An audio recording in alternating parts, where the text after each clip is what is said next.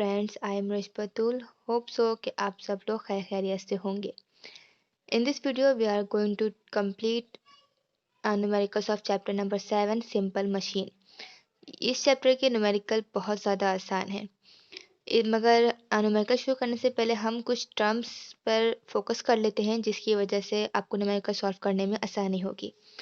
पहले तो हम जो इस चैप्टर में हम लोगों ने जो इम्पोर्टेंट टर्म है वो है एफिशिएंसी। और एफिशिएंसी मीन के कोई भी मशीन कितने परसेंट अच्छा काम कर सकती है।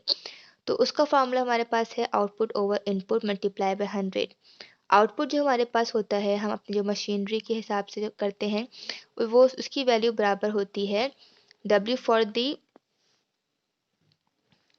वेट और H फॉर दी हाइट। जब हम इन दोनों को मल्टीप्लाई करेंगे तो ये हमारे पास हो जाएगा आउटपुट। इनपुट हमारे पास P multiply by d, that's mean P हमारे पास यहाँ पर एफर्ट है, एफर्ट मीन हमारे पास फोर्स। जब उसको मल्टीप्लाई करेंगे D फॉर दी डिस्टेंस, ये कितने फासले से हमारे पास एक फोर्स लग रही है, डेट्स मीन ये पूरी एक तरीके से टॉर्क बन रहा है हमारे पास। और ये हमारे पास हो गया वेट एंड हाइट। ठीक है जी। अब हम मालूम करते हैं अपने मशीनरी के एतबार से मैकेनिकल एडवांटेज। मैकेनिकल एडवांटेज का फॉर्मूला होता है W over P, that's mean मैंने पे वर्क लिख दिया है, weight over effort, weight upon effort इसका फॉर्मूला होता है। यहाँ पे बाय मिस्टेक वर्क लिखा हुआ था। ठीक है जी। अब मैकेनिकल एडवांटेज तमाम मशीनरी में पुली हो, लीवर हो या इंक्लाइन प्लेन हो, जो भी फर्दर हो, उसका फॉर्मूला हमेशा ये होता है वेट अपॉन एफर्ट होता है। लेकिन स्क्रू जैक में जो कि हमारे पास से W ओवर P है, वो मैकेनिकल एडवांटेज तो सेम रहेगा, लेकिन आउटपुट और इनपुट सिर्फ स्क्रू जैक में डिफरेंट होगा। स्क्रू जैक में हमारे पास जो आउटपुट है वो वेट मल्टीप्लाई बाय हाइट ही है, लेकिन इनपुट में डिफरेंट हो रहा है। इनपुट में हमारे पास हो रहा है एफर्ट मल्टीप्लाई बाय 2πr, क्योंकि इसकी थोड़ी सी फीचर जो डिज़ाइन है वो डिफरेंट होता है। और क्योंकि हम उसमें हैंडल होती है स्क्रू जैक में, तो उसको स्क्रू जैक में उसमें हैंडल पर एक तरीके से एफर्ट लग रही होती है। तो यहाँ पर P अगेन एफर्ट है, 2 और pi is the formula value, R for the radius या डिस्टेंस समझ लीजिए, यहाँ पे हम डिस्टेंस की जगह पर R ले रहे हैं। ठीक है जी। तो ये हमारे पास टर्मिनोलॉजी है जो कि हम न्यूमेरिकल में यूज़ करने वाले हैं। तो हम मूव करते हैं अपने फर्स्ट न्यूमेरिकल की तरफ।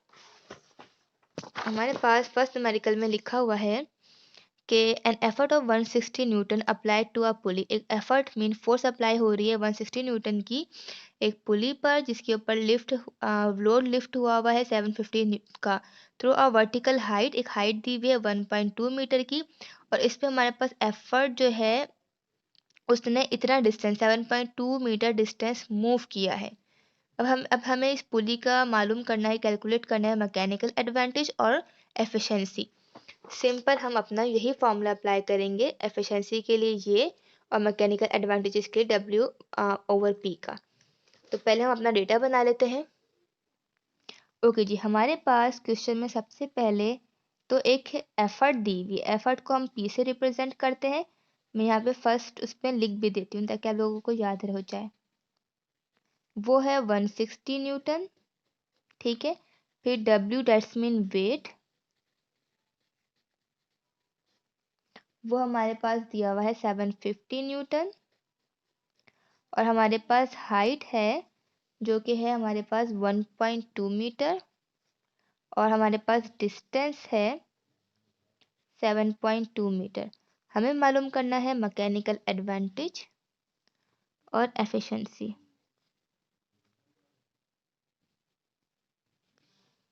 ये दोनों चीज़ें हमें मालूम करनी है। चलिए हम अपना फार्मूला लगा लेते हैं। मैकेनिकल एडवांटेज का formula as I have told you W over P होता है। वर्क डन हमारे पास वेट हमारे पास यहाँ पर 750 है, और एफर्ट हमारे पास 160 है। 0 से 0 कैंसिल हो गए, 75 और 16 बच्चा, इसको हम डिवाइड कर लेंगे तो हमारे पास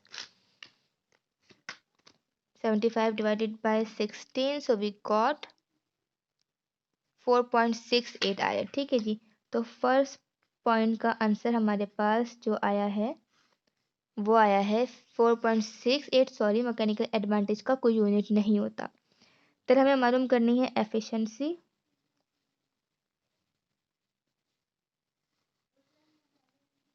इसका फॉर्मूला होता है output over input multiply by 100। तो अब पहले हम आउटपुट मालूम कर लेंगे, फिर इनपुट मालूम कर लेंगे, ठीक है। आउटपुट का as I have told you कि इसका फॉर्मूला होता है W मल्टीप्लाई बाय H, और इनपुट का फॉर्मूला हमारे पास होता है P multiply by distance. W weight हमारे पास था 750 और हाइट हमारे पास थी 1.2 मीटर, ठीक है जी। एफर्ट हमारे पास थी 160 और डिस्टेंस हमारे पास था 7.2 मीटर। दोनों को हमने मल्टीप्लाई किया, हमारे पास आंसर आया इसका। इनको मल्टीप्लाई करने पर 900 आया है और हमारे पास इनपुट को मल्टीप्लाई करने पर इन दोनों वैल्यूज को 1152। हम डिवाइड कर लेंगे simple, 900 divided by 1152 and multiply by 100। तो हमारे पास इसकी एफिशिएंसी आ रही है 78.12%। एफिशिएंसी को हम हमेशा परसेंट के सिंबल से शो करते हैं। तो हमारे पास जो एट दी एंड आंसर आया है मैकेनिकल एडवांटेज का, वो आया है 4.68 और दूसरा हमारे पास आंसर आया है वो आया है 78.12। ठीक है जी, अब हम नेक्स्ट क्वेश्चन की तरफ मूव करते हैं। ओके जी, हमारे पास क्वेश्चन नंबर 2 पे लिखा हुआ है कि ratio between the length of arm of a lever is 4:1। That's mean lever हमारे पास फीचर में ऐसा होता है कि एक प्लैंक होता है और उसके नीचे एक कह लीजिए कि दो साइड से हमारे पास सीसो होता है इस तरह का। ये सपोज कर लें लीवर है, तो इसका एक जो पार्ट है वो 4 मीटर है और दूसरा वाला 1 मीटर लेंथ इसमें लेंथ है। How much force is applied to a longer arm so that a load of 20 newton, load हमारे पास वेट दिया हुआ है 20 न्यूटन का, suspended at the shorter arm can be place. That's में हमसे कहा जा रहा है कि फोर्स जो है वो अप्लाई हो रही है longer arm that's mean 4 meter वाले पर, और जो वेट है सस्पेंड मीन हैंग हुआ है शॉर्टर आर्म पर दैट्स मीन 1 मीटर पर। तो इसको हम फिगर बना के देखते हैं तो इंशाल्लाह आपको समझ में आ जाएगा। जस्ट लाइक सपोज करें कि ये एक लीवर है, इसके शॉर्टर आर्म जो कि हमारे पास था 1 मीटर का, उस पर ये वेट हैंग हुआ है। वेट हमारे पास है यहाँ पर 20 न्यूटन का, ठीक है जी। अब हमसे कहा जा रहा है कि जो लॉन्ग आर्म 4 मीटर का है उस पर कितनी फोर्स यानी कितनी एफर्ट अप्लाई करनी पड़ेगी कि हमारे पास जो ये लीवर है वो बैलेंस में इक्वल, जैसे ये हमारे पास सीसॉ ऊपर नीचे होता रहता है, तो क्या वेट रखा जाए कि ये बिल्कुल बैलेंस हो जाए, ठीक है। तो इसको हम मालूम करते हैं। बैलेंस का मतलब है कि हमारे पास जो हमारा आउटपुट होगा वो बराबर होना चाहिए हर हाल में इनपुट के, और आपको आउटपुट और इनपुट की वैल्यूज पता है, वो हम पुट करके इसको सॉल्व कर लेते हैं। पहले हम डेटा बना लेंगे अपने पास। हमारे पास जैसे कि लॉन्गर आर्म की जो है लॉन्ग आर्म डिस्टेंस जो है हमारे पास वो 4 मीटर है और शॉर्ट आर्म जो है हमारे पास वो है 1 मीटर, और इसके अलावा हमारे पास जो लोड है वो हमारे पास 20 न्यूटन दिया हुआ है, ठीक है। हमें मालूम करनी है एफर्ट, दैट्स मीन पी हमें मालूम करना है। सही, अब हम इसको सॉल्व कर लेते हैं।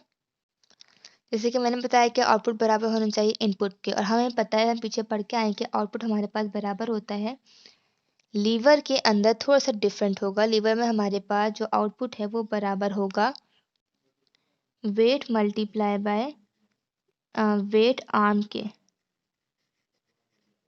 जैसे, क्योंकि इसकी दो साइड्स होती हैं लीवर की, इस तरह से रॉड होता है, तो एक यानी कि जहाँ पे वेट हैंग हो रहा है और एक जगह पे वेट आपका आर्म है।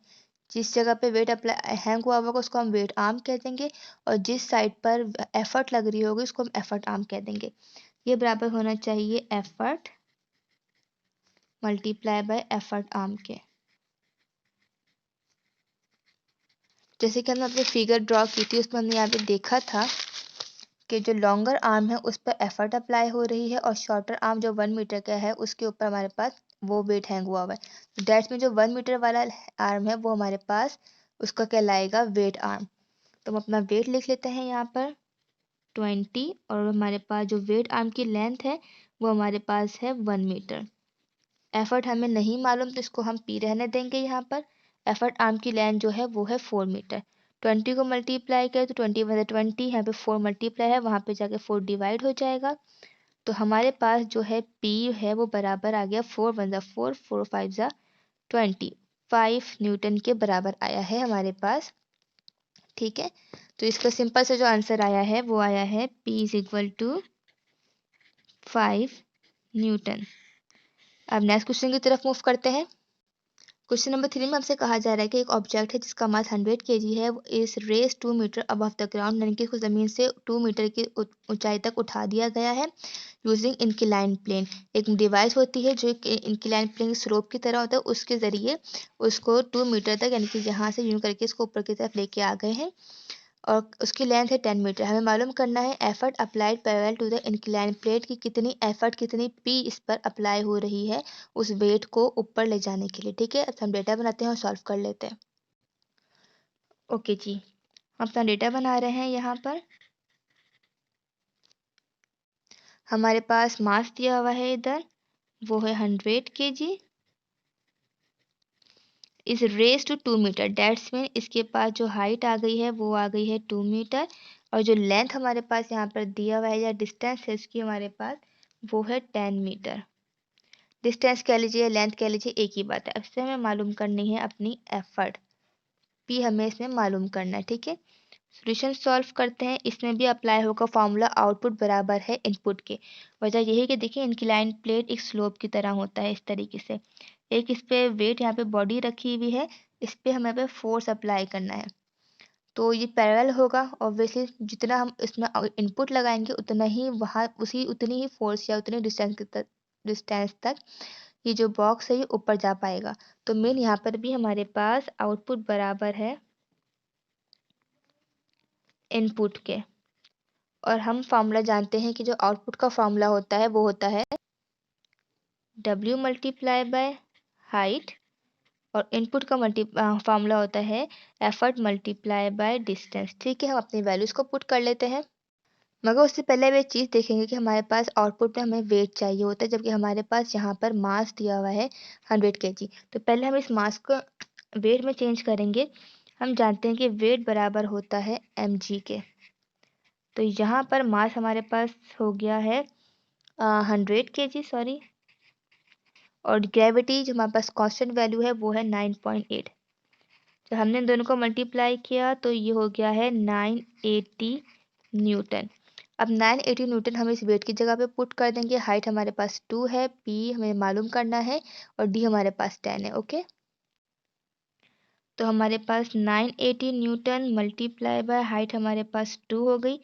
यहाँ पर जो कि है डिस्टेंस मल्टीप्लाई था, यहाँ पे जाके डिवाइड हो जाएगा, तो ये 10 इज इक्वल टू 0 से 0 कैंसिल, हमारे पास जस्ट 980 और 2 बचा।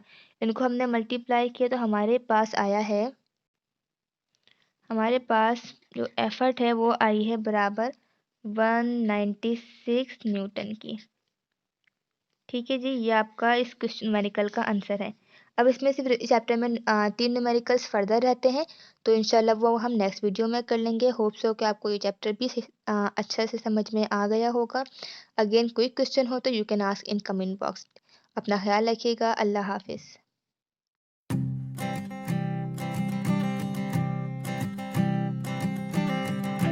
I keep a photograph